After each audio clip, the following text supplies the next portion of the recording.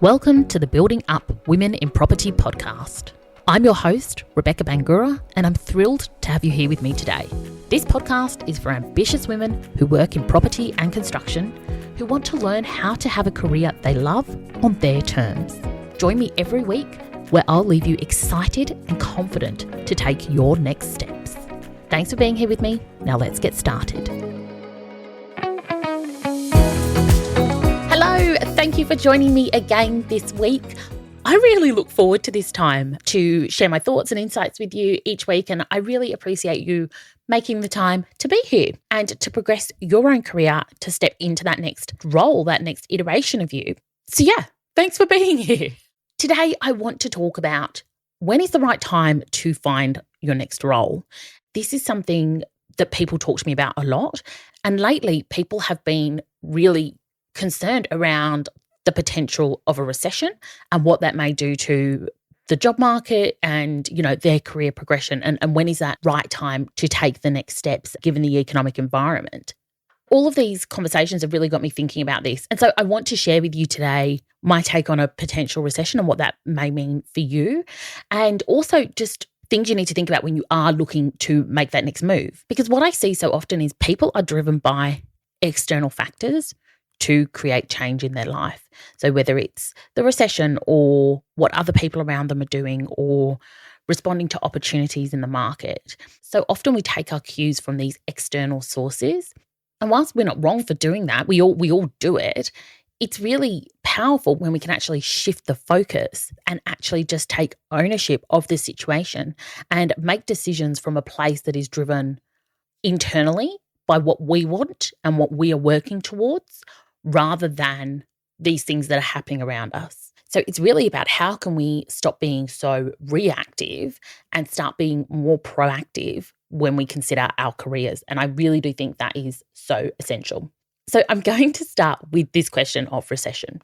And look, I'm not an economist. I can't tell you what is going to happen with the economy and what that will mean for jobs. But what I do know is that there are always jobs available, always. And at the moment, there are a lot of jobs available.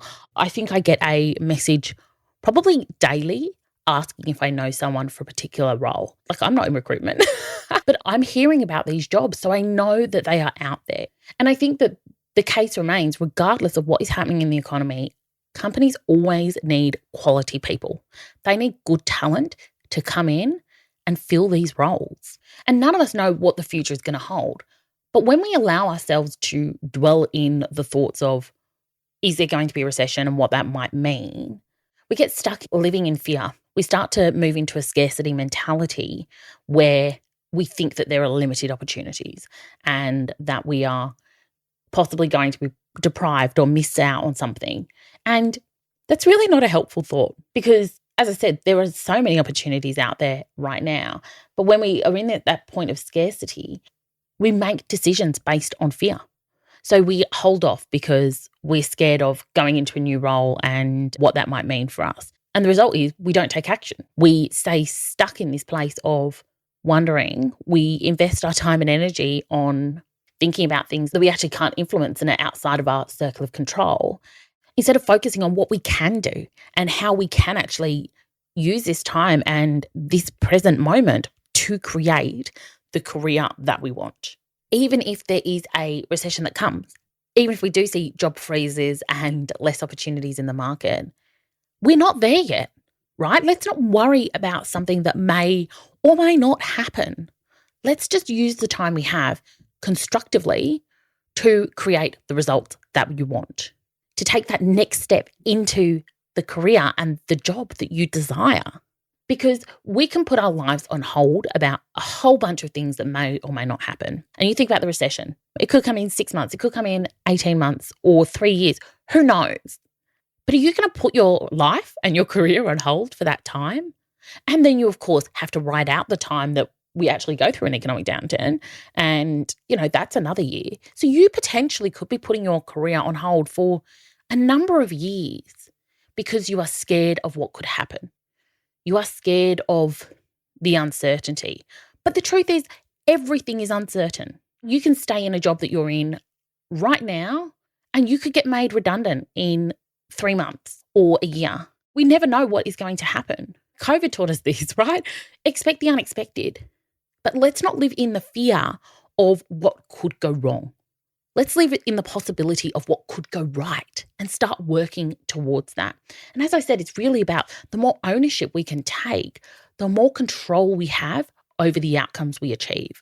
Let's not be reactive to these external factors. Let's drive the agenda that we want. And, let's create the career that you want, because it really is on you. And anyone that says to me that they can't move jobs or they can't take that next step in their career at the moment because of the economy, I just want to tell you, you're kidding yourself. You are absolutely kidding yourself, because there is opportunity there and you need to drive it.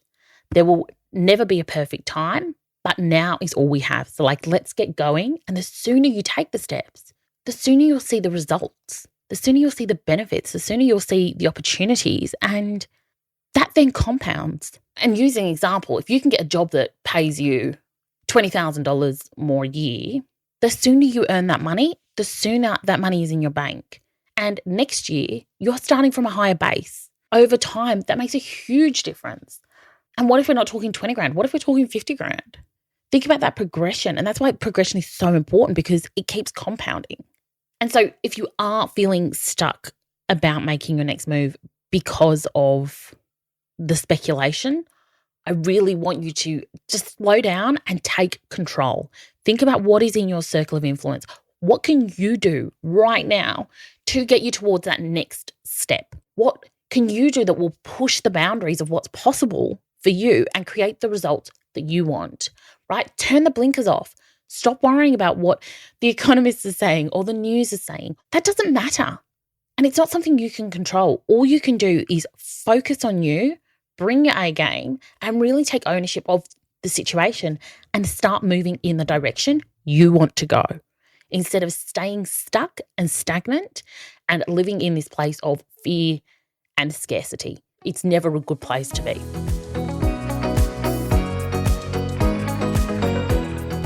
I hope you've been enjoying the episode. I wanted to take a moment to let you know about my free Career Confidence Masterclass. This is for ambitious career-orientated women who are ready to stop playing small and to confidently create a career you love. Head over to my website, beautifuldisruptions.com, for more info. Now let's get back to the episode.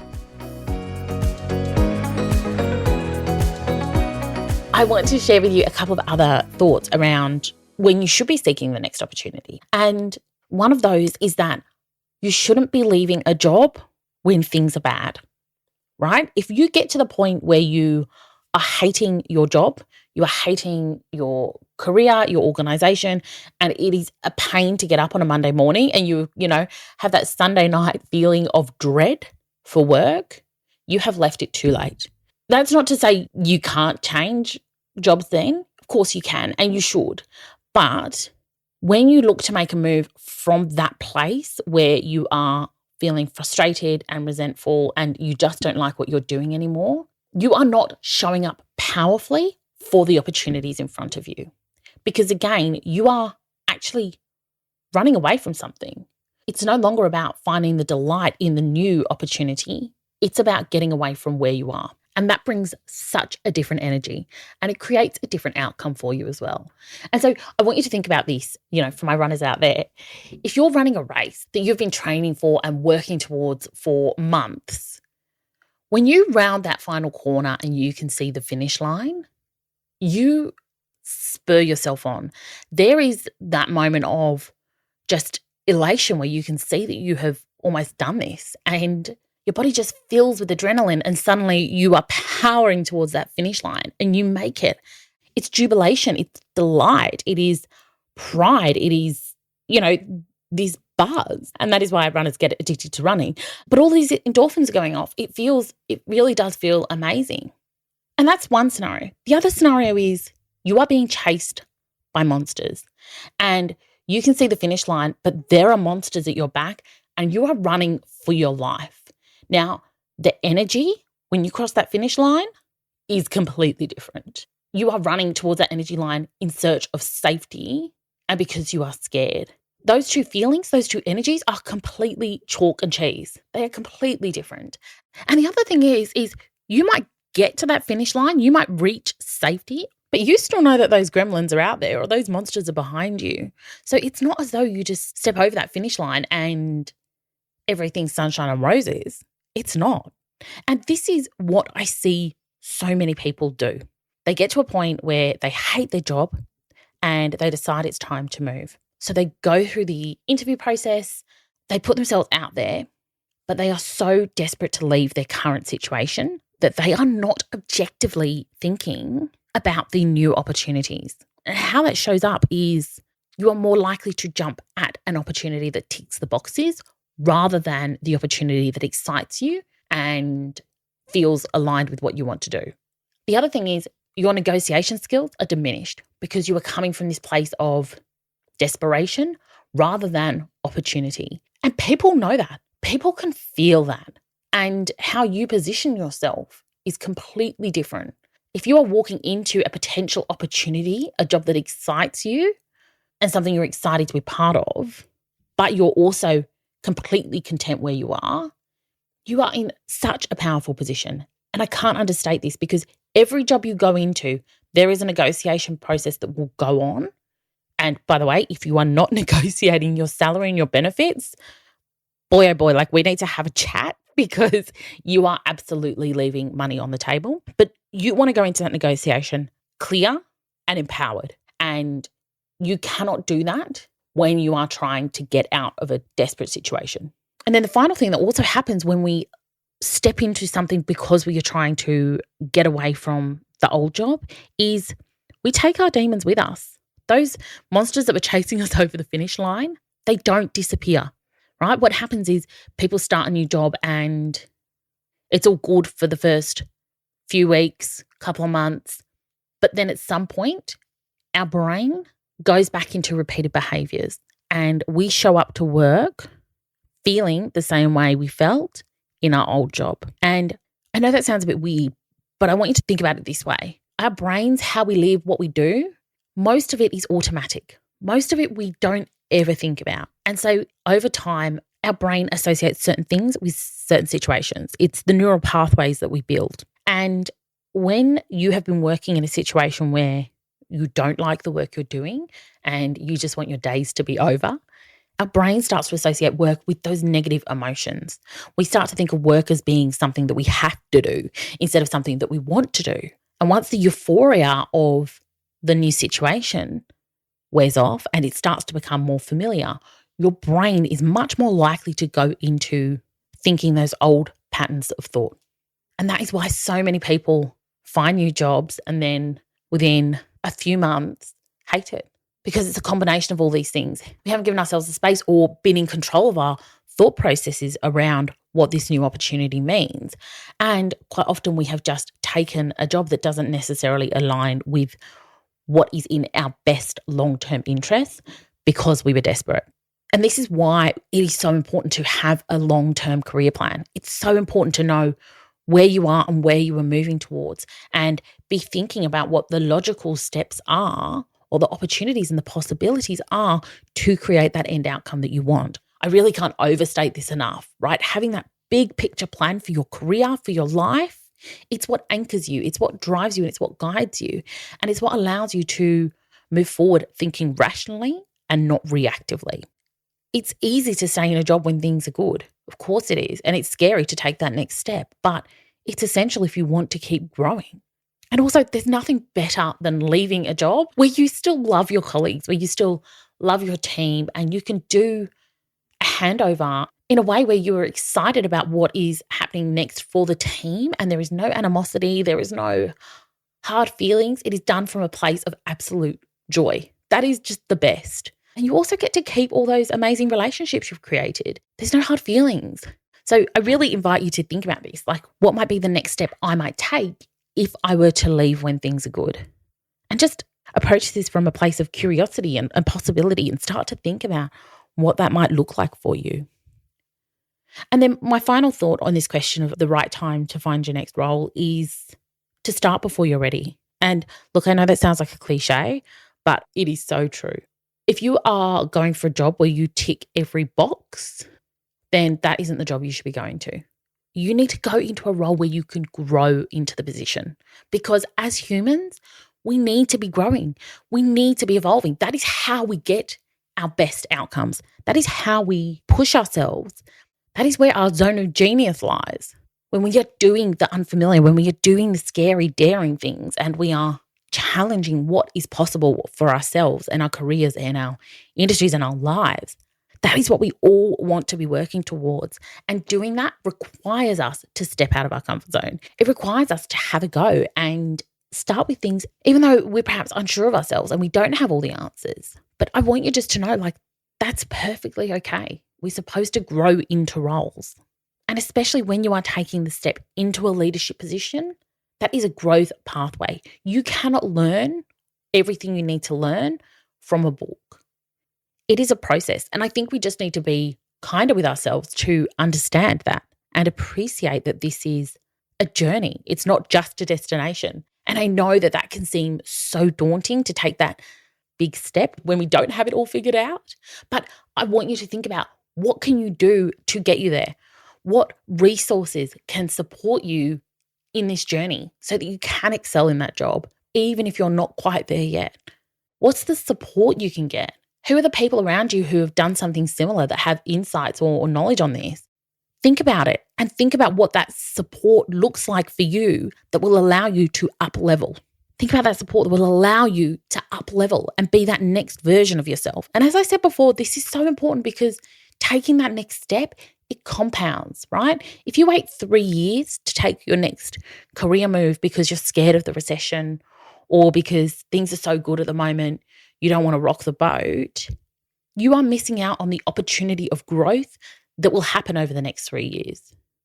And that's not to say that you always need to be moving and you want to be constantly changing jobs. I don't mean that at all. Of course, you want to develop your competencies and your skills in each role. And, there are seasons of life. There are times where you want to stay put for a bit longer because of other things that are happening in your life. And that's perfectly fine. But don't just stay in a job because you're scared or because things aren't terrible yet. Stay in the job because it's part of your career strategy. It's part of your plan. And then know when it's time to find that next opportunity. Know when it's time to get uncomfortable and really step into that growth mindset and push yourself and challenge yourself. And it will feel scary. It will feel terrifying. So do everything you can to mitigate that.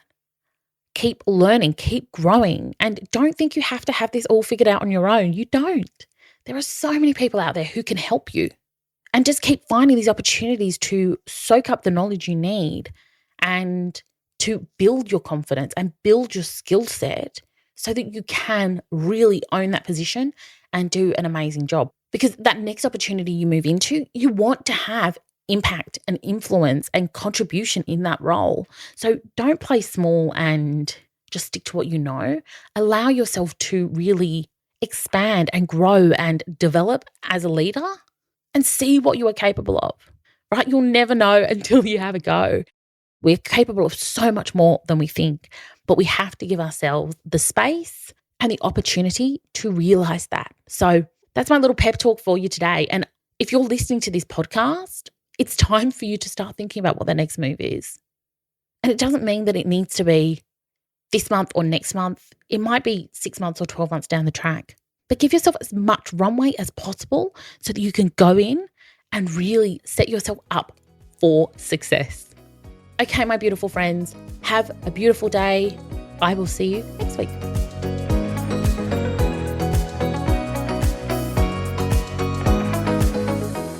Thanks for joining me on the Building Up Women in Property podcast. If you're listening on Apple Podcast or Spotify, I'd love for you to take a moment and review the show if you found it helpful, or share it with a few friends.